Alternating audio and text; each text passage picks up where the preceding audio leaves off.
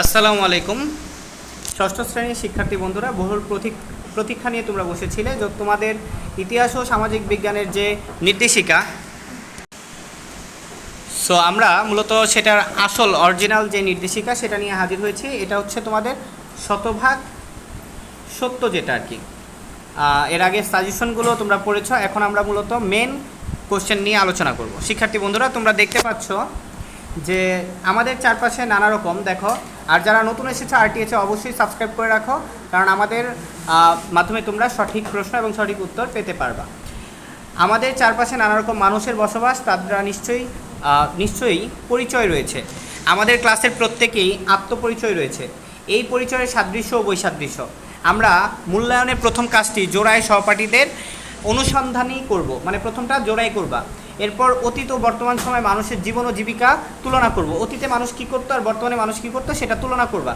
সেই সাথে ভৌগোলিক পরিবেশের মানুষের জীবন ও জীবিকা শনাক্ত করে তুলনা করব। সর্বশেষ, সমাজে নানা রকম আত্মপরিচয় মানুষের সাথে মিলেমিশে থাকার জন্য করণীয় বিষয়টি একটি প্রতিবেদন লিখব। কি লিখব?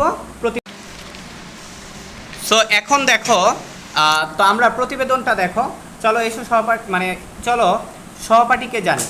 প্রশ্নমালা। আমরা একজন সহপাঠী পরিবার ও এলাকা বিষয়ক তথ্য সংগ্রহ করব। বৈজ্ঞানিক অনুসন্ধান ধাপ অনুসরণ করে আমরা এই কাজটি করব। তথ্য সংগ্রহের জন্য নিম্নোক্ত দুটি প্রেক্ষাপটে প্রশ্ন তৈরি করব। ভৌগোলিক প্রেক্ষাপট। আমার সহপাঠীর পরিবার ও এলাকায় যে ভূপ্রাকৃতিক বৈশিষ্ট্য অবস্থিত তা বিবেচনায় আত্মপরিচয়। আরেকটা হচ্ছে সামাজিক ও সাংস্কৃতিক প্রেক্ষাপট। আমাদের সহপাঠীদের মানুষের ভাষা, সংস্কৃতি, পোশাক, রীতিনীতি, পোশাক ইত্যাদি। প্রশ্নগুলো খাতায় উত্তর লিখবে। দেখো কী কী প্রশ্ন, খেয়াল করো। সো প্রশ্ন হচ্ছে কি, জোড়ায় গঠন করা তথ্য সংগ্রহ। জোড়া গঠন করে সহপাঠীর কাছ থেকে সাক্ষাৎকারের মাধ্যমে তথ্য সংগ্রহের কাজটি করব। আমরা একে অন্যের কাছ থেকে তথ্য সংগ্রহ করব। প্রত্যেক সাক্ষাৎকারে 20 মিনিট সময় নিব, ফলে 2 সাক্ষাৎকার 40 মিনিটের মধ্যে শেষ হবে। এই জন্য আমরা সহপাঠীর কাছ থেকে অনুমতি নিব। শেষ করার পর নিচের সতীর্থ মূল্যায়নের রুব্রিক্সটি খাতায় লিখে পূরণ করবে।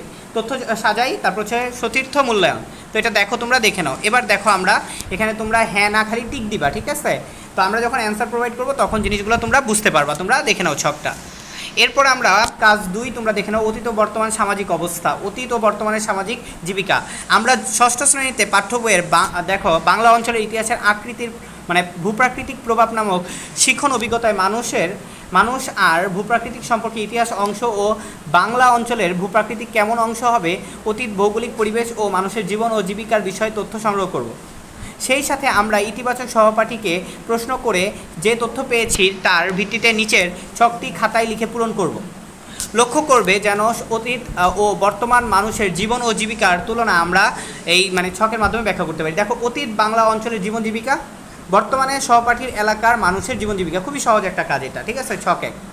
সো এরপরে দেখো আরেকটা কাজ, এবার বলছে বিভিন্ন ভূপ্রাকৃতিক বৈশিষ্ট্য এবং মানুষের জীবন জীবিকা। দেখো এখানে তোমরা এই জিনিসটা পড়ে নাও, ঠিক আছে? এটার জন্য তোমাদের বই লাগবে, বইটা পড়ে নাও। তোমরা মূলত প্রশ্নটা দেখতে থাকো, আমরা অ্যান্সার নিয়ে হাজির হচ্ছি। দায়িত্বরত ভূমিকায় আমি। তো দেখো এখানেও তোমাদের বলছে আত্মপ্রতিফলন। আমাদের সমাজের বিভিন্ন আত্মপরিচয়ের মানুষের বসবাস, আমরা কিভাবে সবার সাথে মিলেমিশে থাকতে পারি তা নিয়ে আমরা ভাবনাগুলো লিখে ফেলি। তো এখানেও দেখতে পাচ্ছ দল গঠন ও আলোচনা। এখন আমরা 4 জনের একটি দল গঠন করব, তোমাদের শিক্ষক দল গঠন করে দিবে।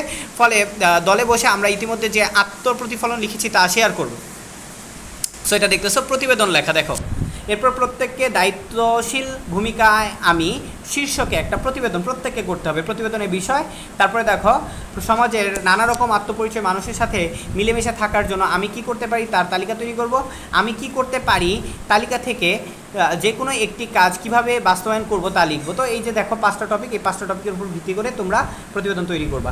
সো আরটিএচের সাথে থাকো। আর এই চ্যানেলের বিভিন্ন ভিডিও ডাউনলোড করে অন্যান্য চ্যানেলে আপলোড করে দেওয়া হয়, তাদেরকে রিপোর্ট করো, স্ট্রাইক আমি দিব, ব্যাপার না। তো তাদেরকে সাবধান করে দিচ্ছি, ফেস ক্যাম ভিডিও করছি না বিদায় আপনারা সাহস পেয়ে যাচ্ছেন। সো তাদেরকে সাবধান করে দিচ্ছি। আল্লাহ হাফেজ।